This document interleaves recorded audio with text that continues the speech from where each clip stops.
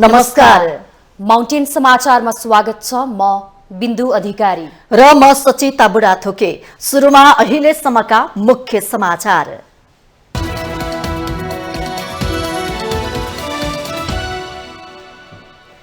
प्रधानमन्त्रीले विश्वासको मत लिनु नपर्ने सत्ता गठबन्धनको निष्कर्ष। बजेटको सिद्धान्त र प्राथमिकताको बारेमा छलफल। नागरिकता विधेयकबारे कानून व्यवसायीहरूसँग परामर्श। नक्कली शरणार्थी प्रकरणपछि प्रधानमन्त्री प्रचण्ड र एमाले अध्यक्ष ओली बीचको छलफल बाक्लियो। ओली भन्छन् अभियुक्तलाई बचाउन खोजेको छैन, निराधार हल्ला फैलाइयो। भ्रष्टाचारका ठूला फाइलहरू खुल्दै जाने प्रधानमन्त्री प्रचण्डको भनाई। भ्रष्टाचारीलाई कुनै हालतमा छुट नदिने दाबी। आफूलाई 32 सिटे भन्दै हेप्ने गरेको गुनासो। उच्च तहका राजनीतिक व्यक्ति मुछिँदै जाँदा भ्रष्टाचारका ठूला काण्ड छानबिन नभई सेलाउने गरेको विगत। 2046 साल यताका चर्चित प्रकरण आरोप प्रत्यारोपमा सीमित। आफ्नो पार्टी वर्तमान सरकारकै निरन्तरताको पक्षमा रहेको जसपा अध्यक्ष यादवको भनाई। राष्ट्रिय स्वतन्त्र पार्टीले समर्थन फिर्ता लिँदैमा फरक नपर्ने तर्क। भव्य समारोहका बीच बेलायतका राजा चार्ल्स तृतीयको राज्याभिषेक सम्पन्न। वेस्टमिन्स्टर एबी स्थित गिर्जाघरमा पहिर्याइयो राजमुकुट। विश्वभरबाट 2000 अतिथि उपस्थित। र शहीद स्मारक डिभिजन लिग अन्तर्गत आज 2 खेल हुँदै मच्छिन्द्र फुटबल क्लब र एपीएफ तथा सङ्कटा त्रिभुवन आर्मी क्लब बीच प्रतिस्पर्धा हुँदै।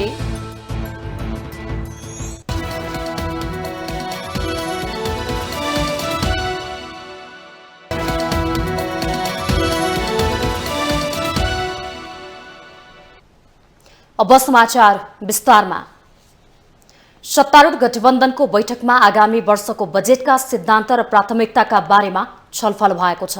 प्रधानमन्त्रीको सरकारी निवास बालुवाटारमा बसेको सत्ता गठबन्धनको बैठकले आजबाट सुरु हुने बजेट अधिवेशनमा सरकारका सिद्धान्त र प्राथमिकताका बारेमा कसरी प्रस्तुत हुने भन्ने बारेमा छलफल भएको नेकपा माओवादी केन्द्रका प्रमुख सचेतक हितराज पाण्डेले जानकारी दिनुभयो। उहाँले आज बस्ने संसदको बैठकलाई कसरी व्यवस्थित बनाउने भन्ने बारेमा छलफल भएको भन्दै निजामती ऐन, संघीय शिक्षा ऐनका बारेमा छलफल भएको बताउनुभयो।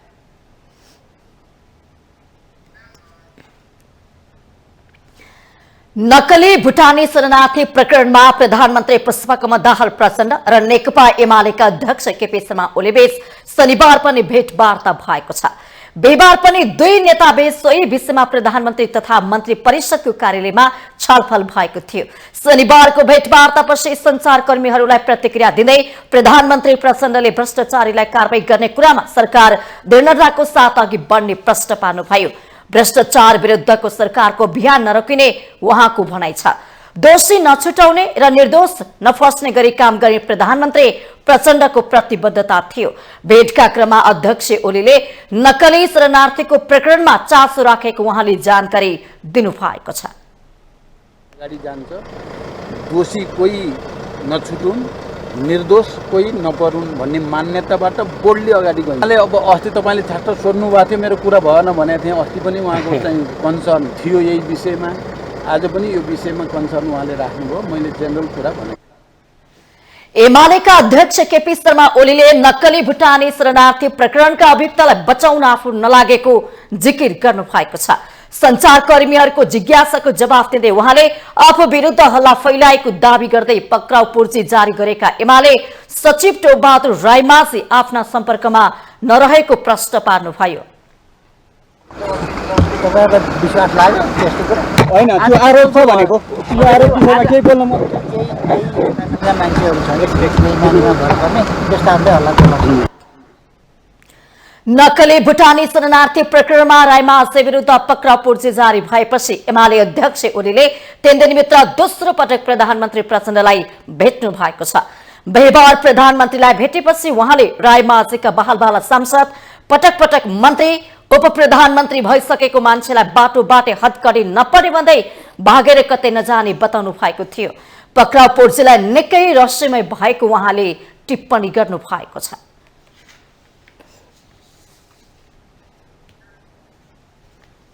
यसैबीच प्रधानमन्त्री प्रचण्डले भ्रष्टाचार सम्बन्धी ठूला फाइलहरू खुल्दै जाने बताउनु भएको छ। शनिबार काठमाडौँमा नेपाल दलित मुक्ति मोर्चाको राष्ट्रिय सम्मेलनलाई सम्बोधन गर्दै उहाँले अब भ्रष्टाचारका ठूला फाइलहरू खुल्दै जाने दाबी गर्नुभयो। कुनै पनि हालतमा भ्रष्टाचारीलाई छुट दिन नसकिने भन्दै यो ट्रेलर मात्र रहेको र सिंगै फिल्म देखिने उहाँको भनाइ छ।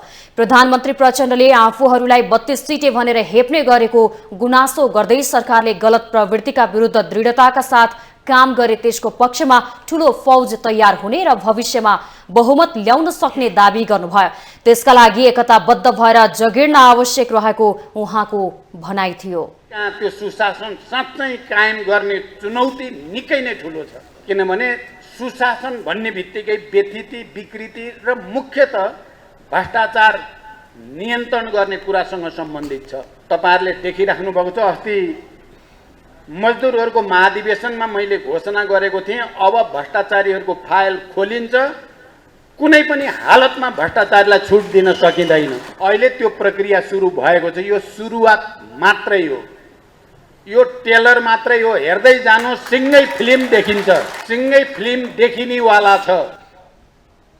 सरकारमाथि घेराबन्दी र दबाव आउन सक्ने भन्दै प्रधानमन्त्री प्रचण्डले उत्पीडित समुदायले आफूलाई साथ दिनुपर्ने बताउनुभयो।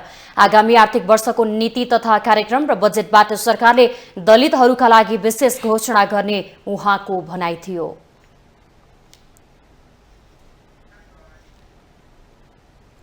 नेकपा माओवादी केन्द्रका उपाध्यक्ष कृष्णबहादुर महराले नक्कली शरणार्थी प्रकरणमा संलग्न जो कोहीलाई कारवाही हुने दावी गर्नु भएको छ। पूर्व सभामुख समेत रहनुभएका महराले सरकारभित्र वा बाहिर भए पनि सो प्रकरणका दोषीमाथि कारवाही हुने बताउनु भएको हो। शनिबार काठमाडौँमा आयोजित एक कार्यक्रममा उहाँले दोषीमाथि कारवाही गर्ने विषयमा कुनै पनि भेदभाव नहुने जिकिर गर्नु भएको छ। तिनी कारवाहीको दायराभित्र पर्छ। जो दोषी छैन त्यो कारवाहीको दायराभित्र पर्ने कुरा भएन। त्यो सरकारभित्र हुन् या बाहिर हुन्, त्यसमा कुनै भेदभाव हुँदैन। उपाध्यक्ष महराले राष्ट्रिय स्वतन्त्र पार्टीले समर्थन फिर्ता लिँदैमा सरकार नढल्ने भन्दै बहुमत रहेकाले वर्तमान सरकार कायम रहने तर्क गर्नुभयो। सरकारलाई विश्वासको मत लिन पनि कुनै समस्या नभएको उहाँको भनाइ छ।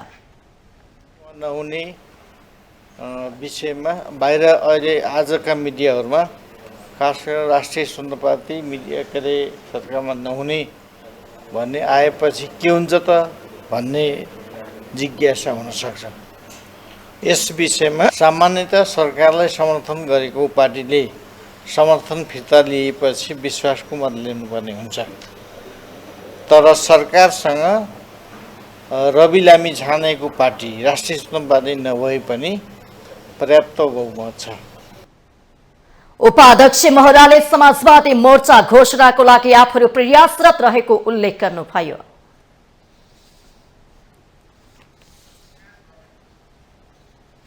पूर्व गृहमन्त्री एवं नेपाली कांग्रेसका नेता बालकृष्ण खाँडले नेपालीलाई नक्कली भुटानी शरणार्थीलाई बनाएर विदेश पठाउने प्रकरणमा संलग्न नभएको प्रष्टीकरण दिनुभएको छ।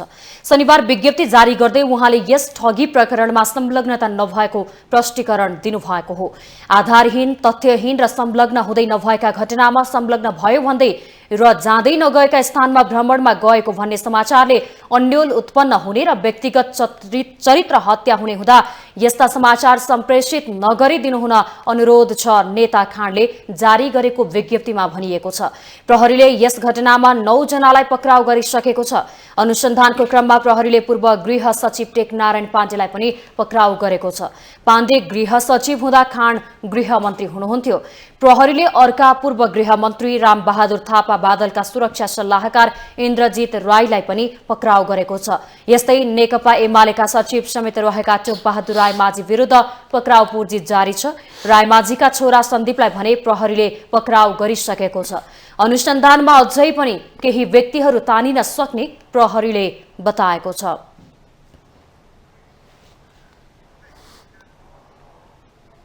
माउन्टेन समाचारमा पालो भएको छ ब्रेकको।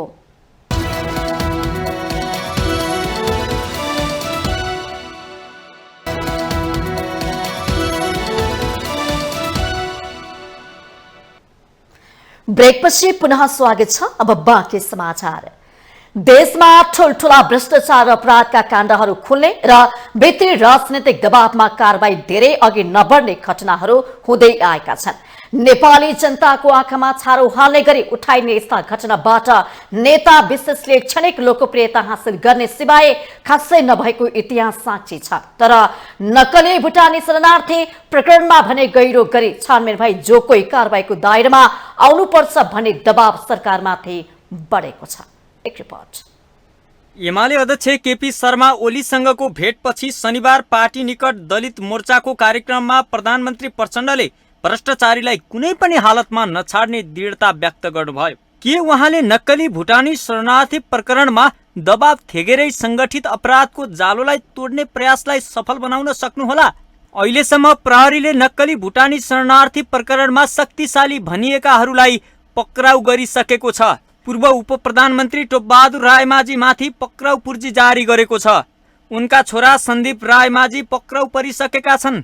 तत्कालीन गृह सचिव टेकनारायण पाण्डे र सुरक्षाविद डाक्टर इन्द्रजित राई पक्राउ परेका छन्।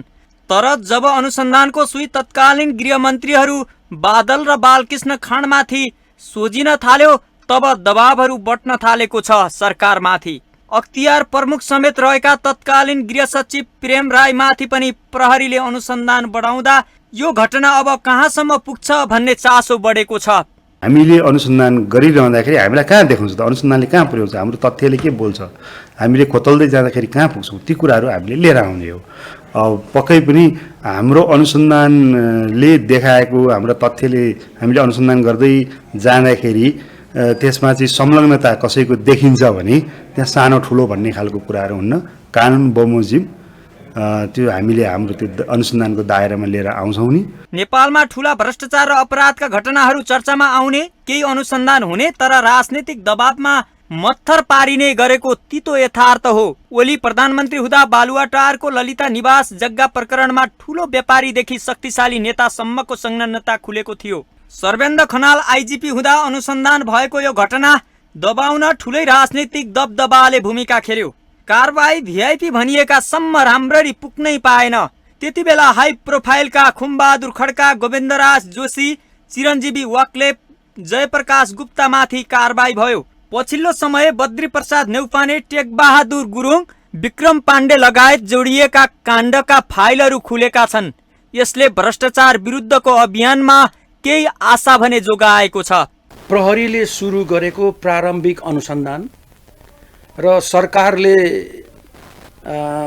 प्रहरीलाई चाहिँ नि सहयोग गरिरहेको जुन अवस्था देखिएको छ अहिले, विभिन्न तपाईको नक्कली शरणार्थी चाहिँ नि को नाम समावेश गर्ने सिलसिलामा जति पनि उच्च पदस्थ व्यक्तिहरू हैन र अन्य व्यक्तिहरू दलालहरू चाहिँ नि अहिले समातिएका छन् हैन, र तिनीहरू माथि भइरहेको अनुसन्धानमा सरकार जुन रूपमा प्रस्तुत भएको छ अहिले हैन, यही अवस्था कायम रह्यो भने यो मुद्दा पछिसम्मको लागि नजिरको रूपमा चाहिँ नि रहन्छ जस्तो मलाई लाग्छ। देशमा वाइट बडी, एनसीएल कर छली, 3G security printing press, embossed number plate प्रकरण, जलविद्युत आयोजनामा घोटाला, फास्ट ट्र्याक घोटालाका विषयहरू उठिरहेका छन्। यस्ता घटनाको छानबिन भए पनि केहीमा मात्र हल्का कारबाही बढाइयो। भ्रष्टाचार मुक्त समाज निर्माणका लागि भिआइपी भनिएकाहरू संलग्न यस्ता काण्डको छानबिन गरी कारबाही गर्न जरुरी छ। माउन्टेन टेलिभिजन एचडी का लागि लक्ष्मीप्रसाद नेउपाने, काठमाडौँ। सत्तारूढ दलका शीर्ष नेताहरूले तत्कालीन राष्ट्रपति विद्यादेवी भण्डारीले रोकेको नागरिकता विधेयक कसरी अगाडि बढाउने भनेर कानून व्यवसायीहरूसँग परामर्श गरेका छन्।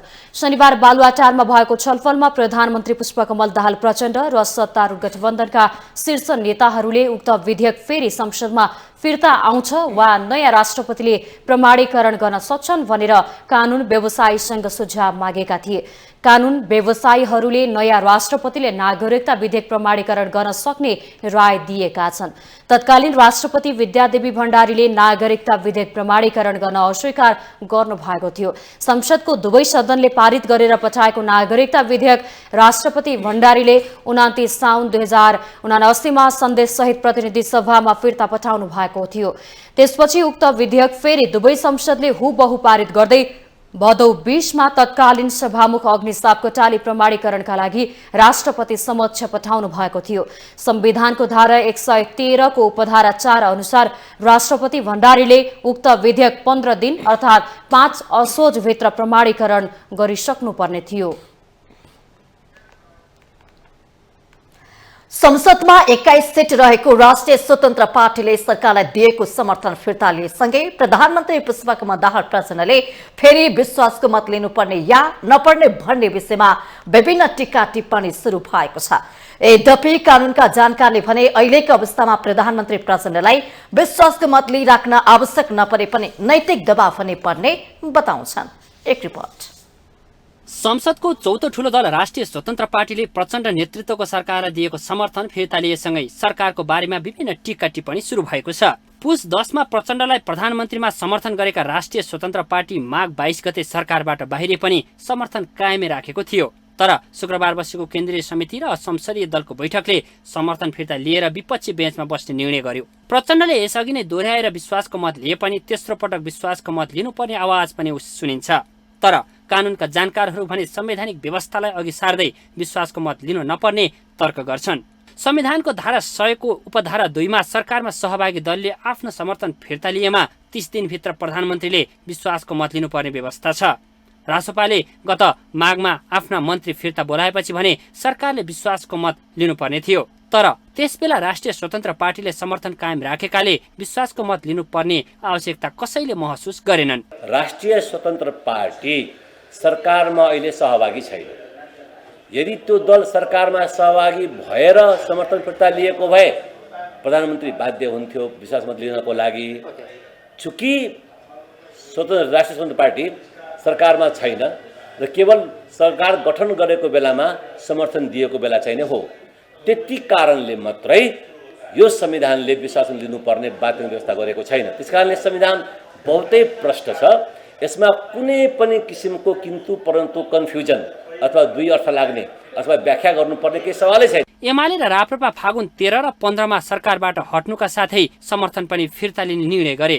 त्यसपछि भने प्रचण्डले चैत 6 गते दोस्रो पटक विश्वासको मत लिनुभएको थियो। पहिलो पटक पुस 26 मा 268 अर्थात् झण्डै 7% मत पाउनुभएका प्रचण्डले दोस्रो पटक 172 जना सांसदको समर्थन जित्नु भएको थियो। राष्ट्रिय स्वतन्त्र पार्टीले समर्थन फिर्ता लिएपछि उहाँको बहुमत थप खस्केको छ। अहिले सरकारमा सहभागी दलहरूमा कांग्रेससँग 88, माओवादीसँग 32, जसपासँग 12, नेकपा एकीकृत समाजवादीसँग 10, लोसपासँग 4, नागरिक उन्मुक्तिसँग 3 र राष्ट्रिय जनमोर्चासँग 1 गरी 150 जना सांसद छन्। विश्वासको मतका लागि 138 जना सांसदको समर्थन पर्याप्त हुने भएकाले गणितीय आधारमा प्रचण्ड सरकार तत्काल संकटमा परेको देखिँदैन।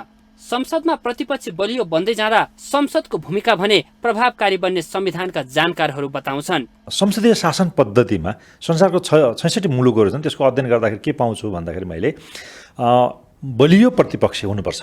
रुलिङ पार्टीलाई लगाम लगाउनलाई लोकतन्त्रमा बलियो प्रतिपक्ष र रुलिङ पार्टीलाई लगाम लगाउन सक्ने त्यस्तो चाहिँ प्रतिपक्ष हुन्छ भने त्यतिखेर संसदको मर्यादा, संसदको मूल्य मान्यता या संसदीय शासन पद्धतिको चाहिँ एउटा चाहिँ के भन्छ भन्दा सार्थकता सिद्ध हुँदै गएर संसदीय शासन पद्धतिमा एउटा संस्थागत विकास हुन सक्छ। गणितीय हिसाबले हेर्ने हो भने प्रचण्ड सरकारसँग अहिले 158 आसपासका सांसदहरूको समर्थन छ, जुन पर्याप्त बहुमत हो। तर सुरुवाती चरणमा समर्थन गर्दै आएका दलहरूले हात झिक्दै आएपछि प्रचण्ड सरकारप्रति बहुमतको सवालमा नैतिक प्रश्न भने उब्जिन सक्छ। माउन्टेन टेलिभिजन HD का लागि बटुक राजगिरीको रिपोर्ट। जनता समाजवादी पार्टी नेपालका अध्यक्ष उपेन्द्र यादवले आफ्नो पार्टी वर्तमान सरकारकै निरन्तरताको पक्षमा रहेको बताउनु भएको छ। पूर्व उप प्रधानमन्त्री समेत रहनुभएका उहाँले सरकार परिवर्तन गर्ने हल्ला चलाएर कसैको पनि हित नहुने जिकिर गर्नुभयो। भक्तपुरमा आयोजित एक कार्यक्रममा अध्यक्ष यादवले सरकारले सुशासन, विकास र समृद्धिको मुख्य अभिभारालाई पूरा गर्दै लैजानुपर्ने आवश्यकता उल्याउनुभयो। उहाँले राष्ट्रिय स्वतन्त्र पार्टी सरकारबाट बाहिरिए पनि केही फरक नपर्ने तर्क गर्नुभयो। अध्यक्ष यादवले सरकार परिवर्तन गरिराख्ने कुरा गलत भएको भन्दै राजनीतिक स्थिरताका लागि मुलुकलाई अघि बढाउन आफूहरूले वर्तमान सत्तारूढ गठबन्धन निर्माणमा योगदान गरेको जिकिर गर्नुभयो। शिक्षा, स्वास्थ्य, कृषि लगायतका क्षेत्रहरूमा परिवर्तन गरी अगाडि बढाउने मुख्य अभिभावक अनि मुख्य उद्देश्य पनि हो, अभिभावक पनि हो। कसैको हित हुँदैन र दिनै पछि सरकार परिवर्तन गरिराख्नु पनि गलत हो। गल्ती कहाँ छ त्यहाँ सोच्याएर अगाडि बढ्नुपर्ने बेला हो। अध्यक्ष यादवले मुलुकलाई संकटबाट जोगाउन वित्तीय नीतिमै परिवर्तन गरेर अघि बढ्न पनि सरकारलाई सुझाव दिनुभयो। नेपाली कांग्रेसका महामन्त्री विश्वप्रकाश शर्माले देशमा नीतिगत स्थिरता हुनुपर्ने बताउनु भएको छ।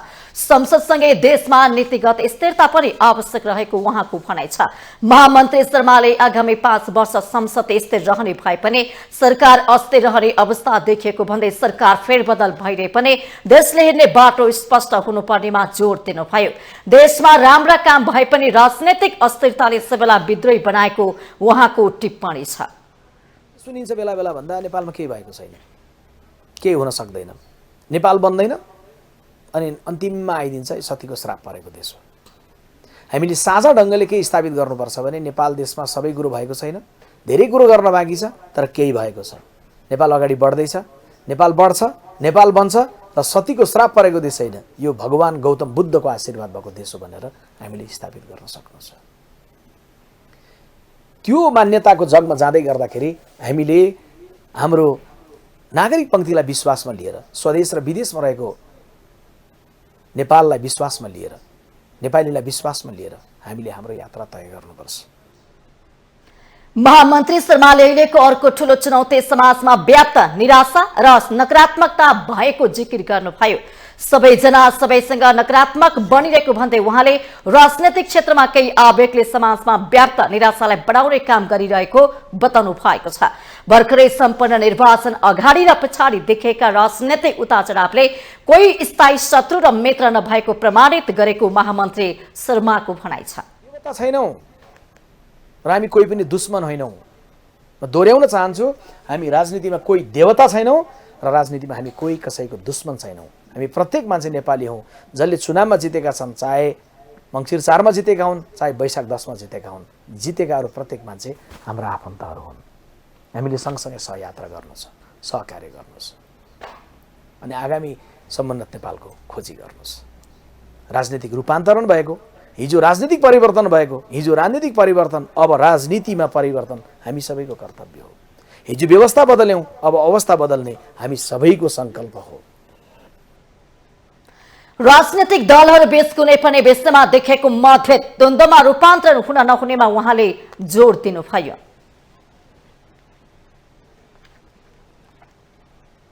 माउन्टेन समाचारमा पालो भएको छ अर्को ब्रेकको।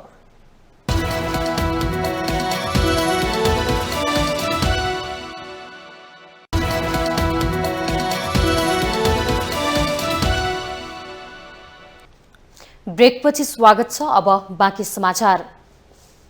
नेपाली कांग्रेसका महामन्त्री गगन कुमार थापाले देशको आर्थिक भार कम गर्न राष्ट्रपतिदेखि वडाध्यक्षसम्म सबैको तलब बाहेकका सुविधा कटौती गर्नुपर्ने बताउनु भएको छ। विशेष गरी स्वास्थ्य उपचारका नाममा राष्ट्रको ढुकुटीबाट हुने खर्च रोक्न सके मात्रै पनि देशमा बढ्दै गएको आर्थिक मन्दी कम गर्न सकिने उहाँको तर्क छ। शनिबार धादिङ बेसीमा आयोजित कार्यक्रममा महामन्त्री थापाले यो वर्ष कुनै पनि ठाउँमा कसैलाई पनि स्वास्थ्य उपचारका नाममा 1 रुपैयाँ पनि राष्ट्रको ढुकुटीबाट खर्च गर्दिन भनेर सबैले व्यवहारमा लागू गर्न सक्नुपर्ने बताउनुभयो। आर्थिक हिसाबले देश अप्ठ्यारो परेको वर्ष भएकाले राष्ट्रपतिदेखि सांसद हुँदै वडाध्यक्षसम्म सबैले अन्य सुविधा कटौती गरेर देशको अप्ठ्यारो फुकाउनेतर्फ लाग्नुपर्ने उहाँको भनाइ छ। मुलुकको आर्थिक वृद्धि दर खुम्चिएकाले सरकारले अब ल्याउने बजेटमा पनि निर्मम भएर खर्च कटौती गर्न सक्नुपर्ने महामन्त्री थापाले प्रश्न पार्नुभयो।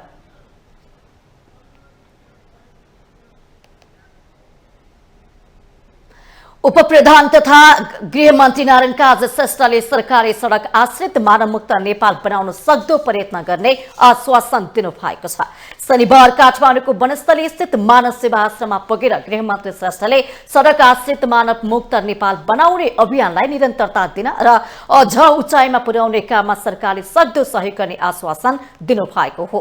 गृहमन्त्री श्रेष्ठले मानव सेवा आश्रमको सहयोगको लागि त्यहाँका पदाधिकारीहरूसँग प्रधानमन्त्री पुष्पकमल दाहाल प्रचण्डको भेट गराउने पनि बताउनु भएको छ। उहाँले प्रधानमन्त्री प्रचण्डले राम्रो कामलाई आत्मसात गर्दै सकेको सहयोग गर्ने नीति लिएको उल्लेख गर्दै आश्रमले गरेको मानवीय सेवा सञ्चालनमा ल्याइराख्न सहयोग गर्ने पनि विश्वास व्यक्त गर्नु भएको छ। मानवीय सेवा महान सेवा भएको भन्दै गृहमन्त्री श्रेष्ठले त्यसलाई मर्न नदिन सरकार र आफू व्यक्तिगत रूपमा पनि लागि पर्ने प्रतिबद्धता व्यक्त गर्नुभयो। सड़क आश्रित मानव मुक्त बनाउने प्रयासमा सबै क्षेत्रको हातोमालो आवश्यक रहेको उहाँको तर्क छ। यो मानव सेवा आश्रमलाई जीवित राख्न, यसलाई सञ्चालनमा ल्याइराख्न र यो सहयोगपछि सडक मानव मुक्त नेपाल बनाउने प्रक्रियालाई अगाडि बढाउन सम्पूर्ण प्रयत्न सरकारको तर्फबाट गर्ने पनि म विश्वास दिलाउन चाहन्छु र यो हर हालतमा मर्न नदिन, त्यसलाई निरन्तरता दिन, अझ उचाइमा पुर्याउन सम्पूर्ण रूपले सहयोग गर्ने प्रतिबद्धता व्यक्त गर्छु। गृहमन्त्री श्रेष्ठले मानव सेवा आश्रमको सहयोगको लागि प्रमुख राजनैतिक दलका नेतृत्वसँग पनि छलफल गर्ने बताउनु भएको छ। उहाँले मानवीय सेवाको काममा सबैले साथ सहयोग र सम्मान गर्नुपर्नेमा जोड दिनुभयो।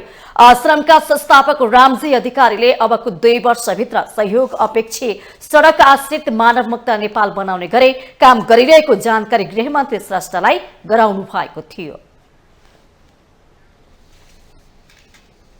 ललितपुर स्थित हिरण्यवर्ण महाविहारमा रञ्जना लिपिमा सुनको मसीले लेखिएको 1000 वर्ष पुरानो अष्टसहस्रीका प्रज्ञा पारमिता रहेको छ।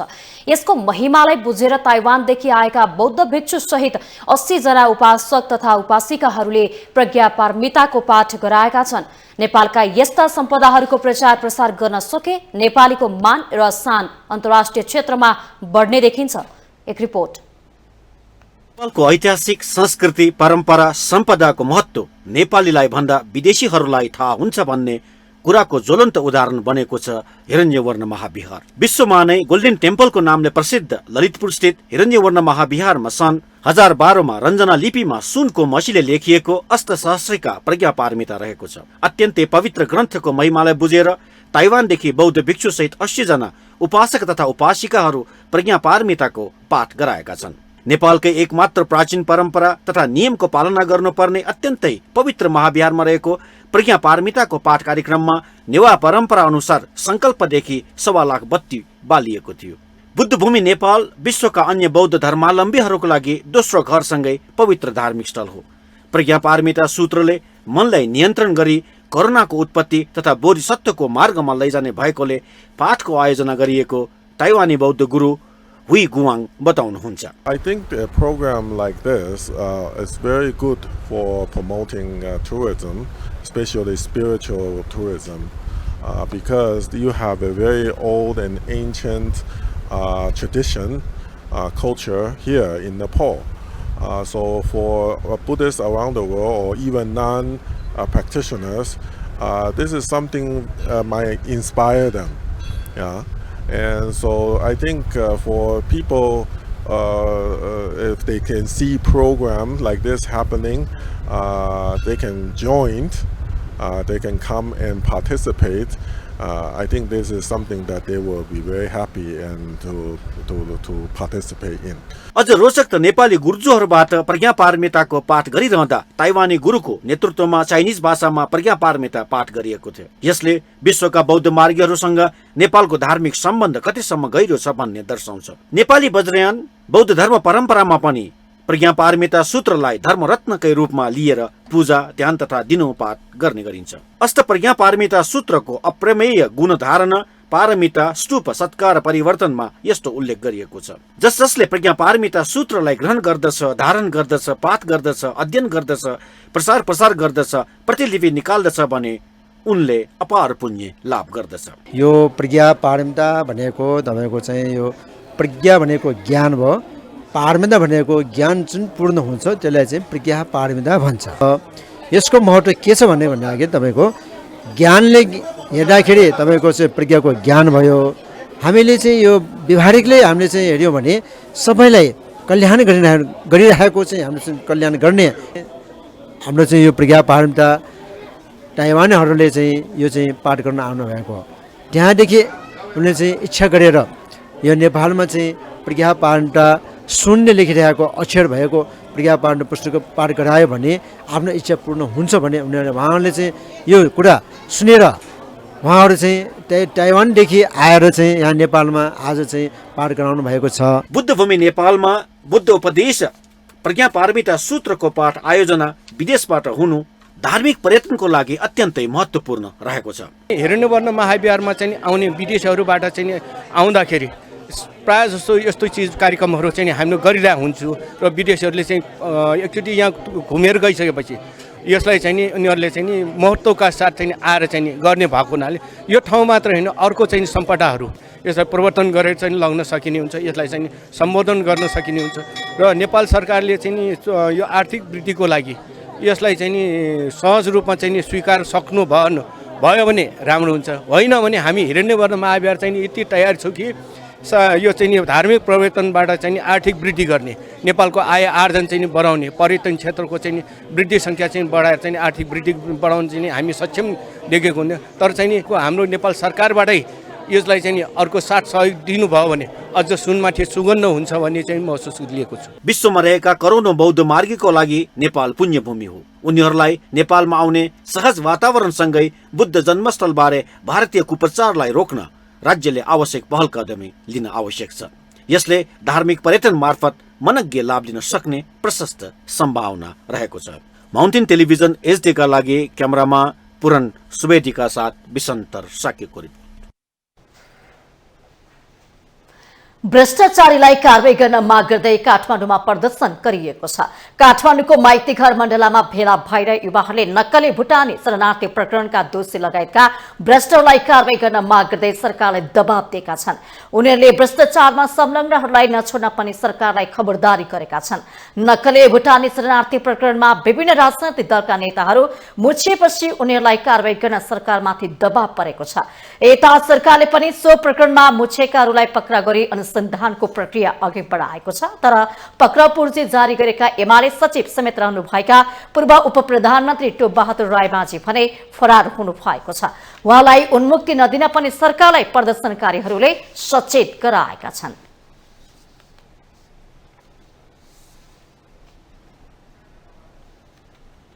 गत 4 महिनाको अवधिमा नेपाल आएका पर्यटकको संख्या हेर्दा कोभिड महामारीपछि पर्यटन उद्योग फस्टाउन थालेको देखिएको छ।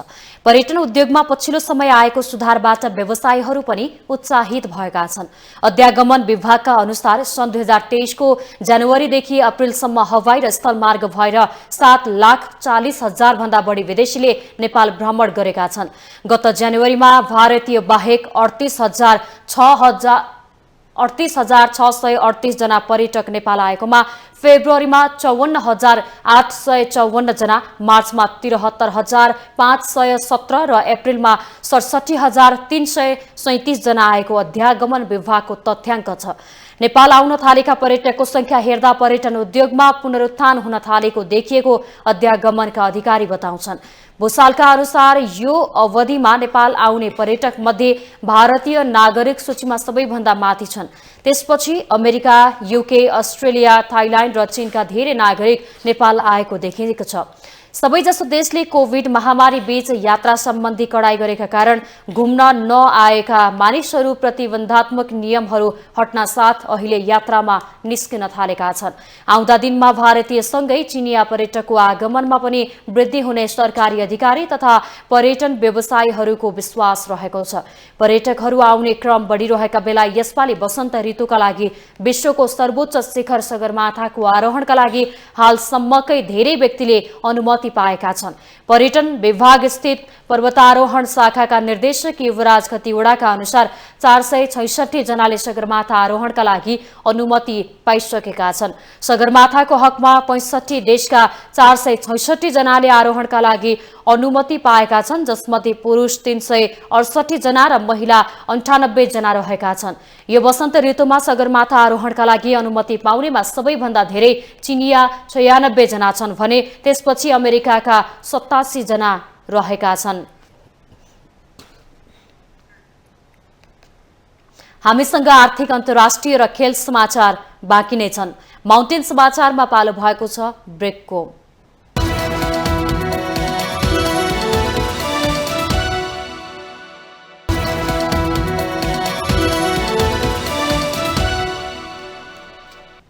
ब्रेकपछि पुनः स्वागत छ। अब पालो आर्थिक समाचारको। आर्थिक समाचारको साथमा जगदम्बा सुपर साइन तथा ग्याल्बा प्लस जीवनभरको भरोसा। प्रस्तुत छ रिद्धि सिद्धि सिमेन्ट, गुणस्तरको नयाँ स्तर।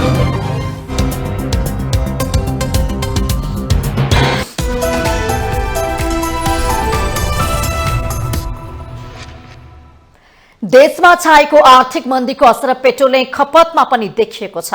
हरेक वर्ष बढ्दो क्रममा रहेको खनिज इन्धनको आयात चालु आर्थिक वर्षमा 15% भन्दा बढीले घटेको छ। यसले खपत घटेको पुष्टि गर्दछ। यो वर्ष डिजेलको आयात मात्रै 1/4ले घटेको छ भने पेट्रोल र हवाई इन्धनको आयात पनि सामान्य दरमा घटेको छ। समग्रमा हवाई इन्धन बाहेक अन्य सबै इन्धनको आयात घट्दो दरमा देखिएको छ। तर मूल्य वृद्धिका कारण आयात बापत विदेशी रकमको परिणाम भने उस्तै छ। नेपाल आय निगमका अनुसार चालु आर्थिक वर्ष 2079-80मा इन्धनको कुल आयातको परिमाण 16.44%ले घटेको छ। तर सबै खालका खनिज इन्धन आयातको लागि खर्च हुने पैसा भने 0.42% बढेको छ। गत साउनदेखि वैशाख 17 सम्मको तथ्याङ्क अनुसार पेट्रोल आयातमा 8.77% को गिरावट आएको छ। निगमले यो अवधिमा 5,32,208 किलोलिटर पेट्रोल आयात गरेको छ। डिजेलको आयात परिमाण 26.09%ले घटेको छ। यो वर्ष कुल 10,36,067 किलोलिटर डिजेल आयात गरेको निगमले मासिक औसत 1,09,059 किलोलिटर इन्धन आयात गरेको देखिन्छ। मटिरियल र खाना पकाउने ग्यासको आयातमा पनि कमी आएको छ। हवाई इन्धनको आयातमा पनि वृद्धि भएको छ। निगमका अनुसार यो वर्ष हवाई इन्धन आयात 13.64%ले बढेको छ। आर्थिक मन्दीका कारण अर्थतन्त्र चलायमान नहुँदा इन्धन आयात घटेको आयल निगम बताउँछ।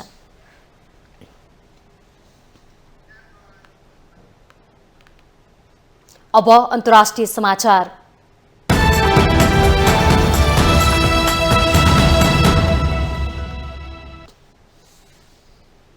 भव्य समारोहका बीच बेलायतका राजा चार्ल्स तृतीयको राज्याभिषेक गरिएको छ। वेस्ट मिन्स्टर एबी स्थित गिर्जाघरमा राज्याभिषेकका क्रममा राजा चार्ल्स तृतीयलाई सेन्ट एडवर्ड्स क्राउन भनिने राजमुकुट पहिर्याइएको हो। बेलायतका चार्ल्स तृतीयको भव्य राज्य अभिषेक सम्पन्न भएको छ। वेस्टमिनिस्टर एबी स्थित गिरिजाघरमा राज्य अभिषेकका क्रममा चार्ल्स तृतीयलाई आर्चबिशपले सेन्ट एडवर्ड्स ताज पहिर्याए। यसअघि चार्ल्स द्वितीय, जेम्स द्वितीय, विलियम तृतीय, जोर्ज पञ्चम, जोर्ज छैटौं अनि एलिजाबेथ द्वितीयले यो मुकुट पहिरिएका थिए। उक्त राजमुकुट पछिल्लो पटक सन् 1953मा महारानी एलिजाबेथले राज्य अभिषेकमा पहिरिनु भएको थियो। सोही समारोहमा आर्चबिशपले रानी क्यामिलिलालाई क्वीन म्यारिज क्राउन पहिराइदिए। रानी क्यामिलाका साथ राजा चार्ल्स बङ्गिङहम दरबारबाट सुनको स्टेट कोचमा राज्य अभिषेक समारोहको लागि निस्कदा सड़कमा मानिसहरूको भिडले भव्य स्वागत गरेको थियो। विभिन्न सांकेतिक प्रस्तुतिहरूको माझ राजा चार्ल्स तृतीय सहित रानी क्यामिलिलालाई ताज पहिर्याइएपछि सिंहासनमा विराजमान गराइएको थियो। यसअघि शपथ ग्रहण गर्दै चार्ल्स तृतीयले आफ्नो शासनकालमा कानूनलाई कायम राख्ने प्रतिबद्धता जनाउँदै सबै धर्मका मानिसहरू स्वतन्त्र रूपमा बस्न सक्ने वातावरण बनाउने बाचा गर्नुभएको थियो। शपथ ग्रहण गर्ने क्रममा विभिन्न सांकेतिक मधुर धुनहरू बजाउँदै भगवान राजालाई बचाऊ भन्दै प्रार्थना गरिएको थियो। वेस्टमिनिस्टरमा आयोजित भव्य समारोहमा विभिन्न देशका राजकीय परिवार, राजनेता, उच्च पदस्थ व्यक्तित्व, मनोरञ्जन क्षेत्रका सेलिब्रिटी सहित 2200 भन्दा बढी पाहुना सरिक भएका थिए। सन् 1066 यता बेलायतमा राजमुकुट पहिरिने 74 वर्षीय चार्ल्स तृतीय 40औं शासक हुनुहुन्छ। शनिबार दिनभर जसो चलेको भव्य राज्य अभिषेक समारोहमा हजारौं मानिसहरू बकिङहम प्यालेसमा फर्किने क्रममा शाही जोडीको झलक पाउन लालायित भएर लाइनबद्ध भएर बसेका थिए। राज्य अभिषेकपछि राजा चार्ल्स तृतीय सहित रानी क्यामेलिराले पुनः बकिङहम दरबार फर्की बाल्कोनीबाट सबैमा अभिवादन गर्नुभएको थियो। योजनाबद्ध रूपमा तय गरेको सप्ताहन्तका विशेष कार्यक्रमहरूमा सडक पार्टीहरू र आइतबार विन्डसर कासलमा हुने कन्सर्ट समेत समावेश छ। यस्तै सोमबार देशव्यापी रूपमा स्वयंसेवी कार्यक्रमहरू हुँदैछन्। बेलायतका प्रधानमन्त्री ऋषि सुनकले शनिबारको दिन अभूतपूर्व राष्ट्रिय गौरवको क्षण भएको बताउँदै यो आफूहरूको देशको आधुनिक चरित्रको जीवन्त प्रदर्शन भएको उल्लेख गर्नुभएको छ। उहाँले ट्वीट मार्फत कुनै अर्को देशले यस्तो चमत्कार प्रस्तुत गर्न नसक्ने बताउनु भएको छ। शनिबारको समारोहका बीच राजतन्त्र विरोधी समूहहरूले विरोध प्रदर्शनहरू समेत गरेका थिए। शपथका बेला केही गणतन्त्रवादी समूह तथा अभियन्ताहरूले राज्य अभिषेकको विरोध समेत जनाएका थिए। गत वर्षको सेप्टेम्बरमा महारानी एलिजाबेथ द्वितीयको निधन भएपछि चार्ल्सलाई राजा घोषित गरिएको थियो। ब्रिटेनको राजकीय इतिहासमा राजा चार्ल्स तृतीयको राज्य अभिषेक पनि सुनौलो युगको रूपमा रहिरहनेछ। माउन्टेन टेलिभिजन एसडीका लागि विद्या तामाङको रिपोर्ट। पूर्वोत्तर भारतको प्रान्त मणिपुरमा जारी हिंसामा ज्यान गुमाउनेको संख्या 54 पुगेको छ। रैथाने मणिपुर मैतेई र जनजाति समुदाय कुकी चौमेबीच गत बुधबारदेखि चर्केको हिंसात्मक आन्दोलनका कारण मणिपुर अशान्त बनेको छ। जातीय दंगामा 54 जना सर्वसाधारणले ज्यान गुमाइसकेको र मृतकको संख्या अझै थपिन सक्ने सम्भावना रहेको भारतीय सञ्चार माध्यमहरूले जनाएका छन्। 1000 भन्दा बढी घाइते भएका छन्। हिंसापछि राज्यका धेरै जिल्लाहरूमा मोबाइल इन्टरनेट बन्द गरिएको छ। 36.5 लाख जनसङ्ख्या रहेको मणिपुरमा बहुसंख्यक अर्थात् 23 लाख हाराहारी जनसङ्ख्या रहेको रैथाने मणिपुर मैतेई समुदाय लामो समयदेखि अनुसूचित जातिको मान्यताको लागि संघर्षरत थियो। त्यो मागप्रति मणिपुरका अन्य जाति समुदायले विरोध जनाउँदै आएका थिए। मणिपुर उच्च अदालत मैतेई समुदायको मागप्रति सकारात्मक बन्दै गर्दा गत 19 अप्रिलमा राज्य सरकारलाई गरेको आदेशमा मैतेई समुदायको माग जायज भएको ठहर गरिएको थियो। उनीहरूलाई अनुसूचित जातिको दर्जाको लागि मे 29 सम्ममा केन्द्रीय जनजाति मामिला मन्त्रालयमा सिफारिस पेश गर्न आदेशमा भनिएको थियो। अदालतको आदेशपछि आदिवासी जनजाति समुदाय र तिनको विद्यार्थी संघले बुधबार राजधानी इम्फालमा निकालेको एकबद्धता र्यालीमा मणिपुरकी कोकी समुदाय बीच झडप भएको थियो। झडपले उग्र रूप लिँदै जाँदा मणिपुर हिंसात्मक बनेको हो। जातीय दंगाको कारण राज्यका 10,000 बढी सर्वसाधारण विस्थापित भइसकेका छन्। मणिपुरका मुख्यमन्त्री बीरेन सिंहले सद्भाव कायम राख्न गरेको आह्वानको कुनै प्रवाह नगरी दुई समुदाय बीच निरन्तर झडप भइरहेको छ। मणिपुरमा भड्किएको जातीय हिंसामा नेपाली भाषीहरू भने सुरक्षित रहेको पाइएको छ। त्यस क्षेत्रमा करिब 50,000 हाराहारीमा नेपाली भाषी बसोबास गर्दछन्। अब खेल समाचार।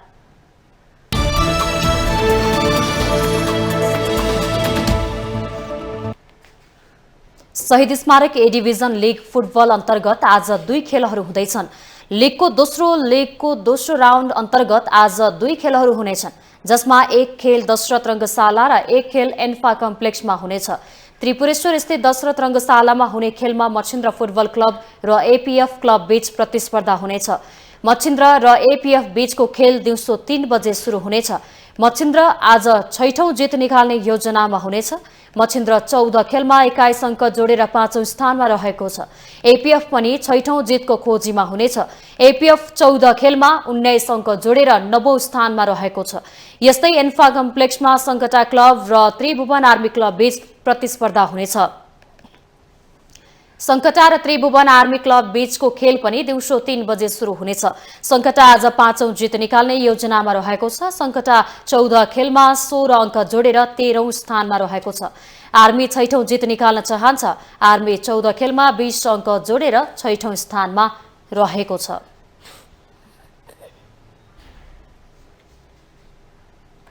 सातौं पोखरा स्पोर्ट्स अवार्ड 2079 को वर्ष खेलाडी पुरुषतर्फ क्रिकेटका करण केसी र महिलातर्फ फुटबलका सावित्रा भण्डारी घोषित भएका छन्। वर्ष खेलाडी केसी र भण्डारीले टाइगर स्कुटर ट्रफी हात पारेका छन्। यस्तै क्रिकेटका सुभाष भण्डारीले उदयमान वर्ष खेलाडीको उपाधि जितेका छन्। आर्चरीका किशोर कुमार गुरुङ वर्ष उत्कृष्ट प्रशिक्षक अवार्ड पाउन सफल भए। यस्तै पत्रकार सागर मणि तिमसिनाले वर्ष उत्कृष्ट पत्रकार अवार्ड पाउँदा वर्ष उत्कृष्ट खेलकुद संघ संस्था अवार्ड कास्के ह्यान्डबलले पाएको छ। वर्ष उत्कृष्ट प्रशिक्षक, उदयमान खेलाडी र वर्ष उत्कृष्ट प्रशिक्षक र उत्कृष्ट खेलकुद संघ संस्था वा क्लब तर्फका विजेताले 35-35 हजार रुपियाँको साथ ट्रफी प्राप्त गरे। लाइफ टाइम एचिभमेन्ट अवार्ड पश्चिम प्रशिक्षक विद्या प्रसाद मर्सानीलाई प्रदान गरिएको छ।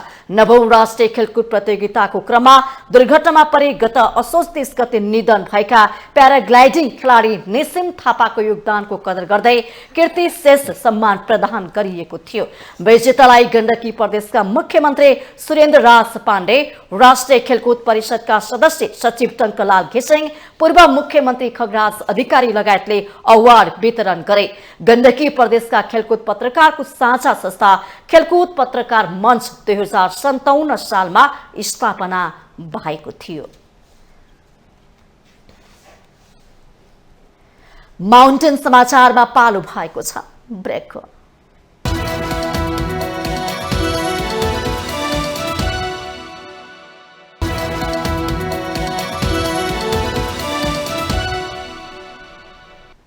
ब्रेकपछि स्वागत छ। यो सँगै हामी माउन्टेन समाचारको अन्त्यमा आइपुगेका छौं। जाँदा जाँदै मुख्य समाचार पुनः एकपटक।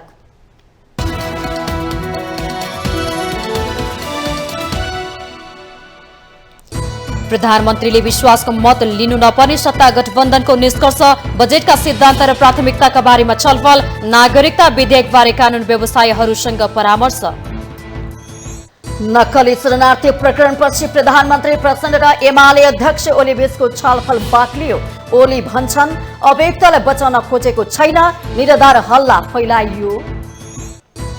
भ्रष्टाचारका ठूला फाइलहरू खुल्दै जाने प्रधानमन्त्री प्रचण्डको भनाई, भ्रष्टाचारीलाई कुनै हालतमा छुट नदिने दाबी, आफूहरूलाई 32 सिटे भन्दै हेप्ने गरेको गुनासो। उच्च तहका राजनैतिक व्यक्ति मुछिँदै जाँदा भ्रष्टाचारका ठूला काण्ड छानबिने नभई चलाउने गरेको विगत। 2046 साल यताका चर्चित प्रकरण आरोप प्रत्यारोपमा सीमित।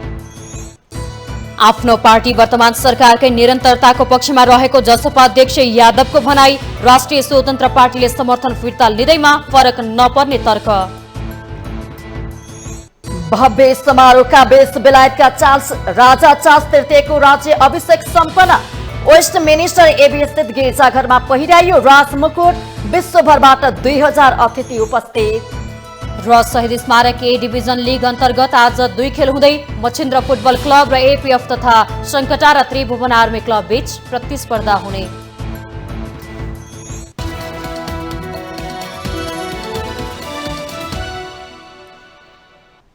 माउन्टेन समाचार अहिलेलाई सकियो। सत्य, तथ्य र निष्पक्ष समाचारको लागि माउन्टेन टेलिभिजन एचडी हेर्दै रहनुहोला।